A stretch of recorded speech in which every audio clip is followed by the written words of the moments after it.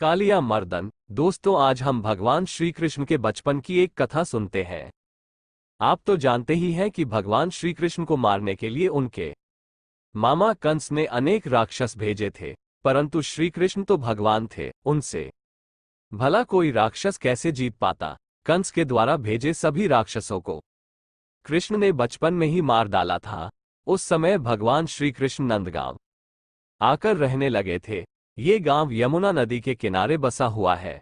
यमुना नदी में कालिया नाम का एक विषैला सर्पराज अपने परिवार के साथ रहता था। उसके नदी में रहने से नदी का पानी विषैला हो गया था, जिससे गांव के जानवर जब उस नदी का पानी पीते तो विषैला पानी पीने से वो मर जाते थे।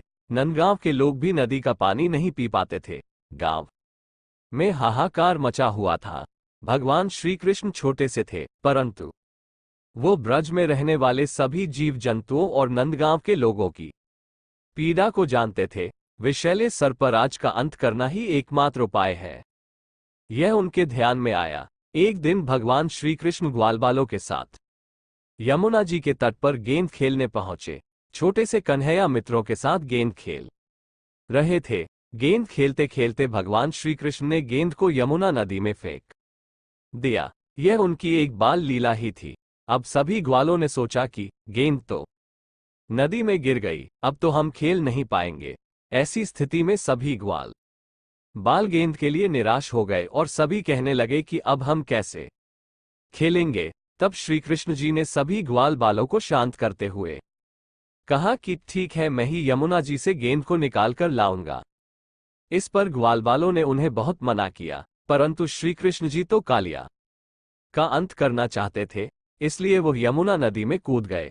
सभी ग्वालबाल भयभीत हो गए। उन्हें समझ में नहीं आ रहा था कि क्या करें। कुछ ग्वालबाल रोने लगे, कुछ ग्वालबाल नंद भवन अर्थात कन्हैया के घर गए और उन्होंने माता यशोदा, नंद बाबा और गोप गोपिकाओं को बताया कि कान्हा यमुना जी में कूद गए हैं।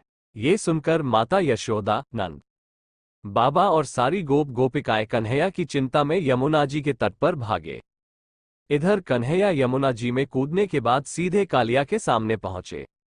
उन्होंने उसे यमुना नदी छोड़कर अन्य स्थान से कहीं और जाने के लिए कहा, परंतु कालिया सर्प नहीं माना। उसने भगवान श्री कृष्ण को छोटा सा बालक समझा तथा उन पर वार करने को तैयार हो गया। तब कन्हैया ने अपने बल से कालिया के साथ युद्ध किया तथा उसको परास्त कर दिया।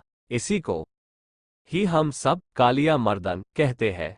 हार जाने पर कालिया नाग श्री कृष्ण जी की शरण में आया और उसने भगवान श्री कृष्ण जी से क्षमा मांगी। भक्तवत्सल भगवान ने कालिया नाग को क्षमा कर दिया और कहा कि तुम ये स्थान छोड़कर सागर के मध्य स्थित रमणीक द्वीप पर चले जाओ, वहां के राजा बनकर रहो। तब कालिया ने कहा, हे प्रभु, वहां तो आपका वाहन गरुड़ मुझे जीवित नहीं छोड़ेगा। तब श्री कृष्ण ने कहा, मैं तुम्हारे मस्तक पर अपने चरणों के चिन्ह बना दूंगा, जिससे वो तुम्हें नहीं मारेंगे तथा वो तुम्हारी अर्चना करेंगे। कालिया नाग ने श्री कृष्ण की बात मान ली। तब श्री कृष्ण ने गेंद हाथ में ली तथा कालिया के मस्तक पर चक यमुना नदी के जल में ऊपर आ गए। उन्होंने कालिया के मस्तक पर नृत्य किया, जिससे कालिया नाग के मस्तक पर उनके चरणों के चिन्ह बन गए। कालिया के मस्तक पर श्री कृष्ण को सुरक्षित देखकर माता यशोदा, गोप गोपिकाएं तथा ग्वाल बाल सभी प्रसन्न हो गए। श्री कृष्ण बाहर आ गए। तब कालिया नाग वहां से सपरिवार रमणीक द्वीप की ओर चले गए। इस तरह श्री कृष्ण की कृपा से यमुना जी कालिया नाग के विष से मुक्त हो गईं और सभी आनंदित हो गए। दोस्तों, जब श्री कृष्ण जी यमुना जी को कालिया नाग के आतंक से इतनी छोटी आयु में ही मुक्त करा सकते हैं, तो वह हमारे सभी कष्टों को भी क्षण मात्र में दूर कर सकते हैं। अतः हमें उनकी शरण में जाना चाहिए।